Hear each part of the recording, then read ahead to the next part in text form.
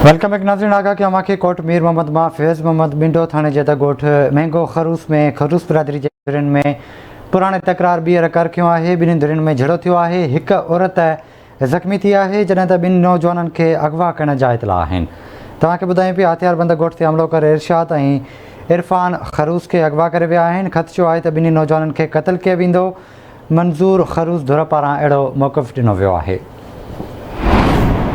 कोट मीर मोहम्मद मां तव्हांखे ख़बर ॾियूं पिया फैज़ मोहम्मद बिंडो थाणे जे ॻोठ महंगो खरूस में खरूस बिरादरी जे ॿिनि धुरियुनि में पुराणे तकरार ॿीहर कर थियो आहे।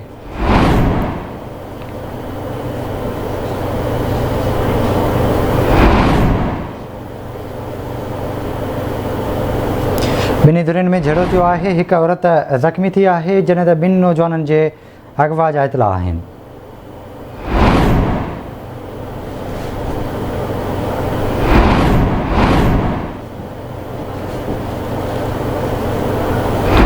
तव्हांखे ॿुधायूं पिया कोट मीर मोहम्मद मां फैज़ मोहम्मद बिंडो थाणे जे ॻोठ महंगो खरूस में खरूस बिरादरी जे ॿिनि धुरियुनि में पुराणे तकरार तां झड़ो थियो आहे। हिकु औरत ज़ख़्मी आहे जॾहिं त ॿिनि नींगरनि खे अगवा करण जा इतला आहिनि।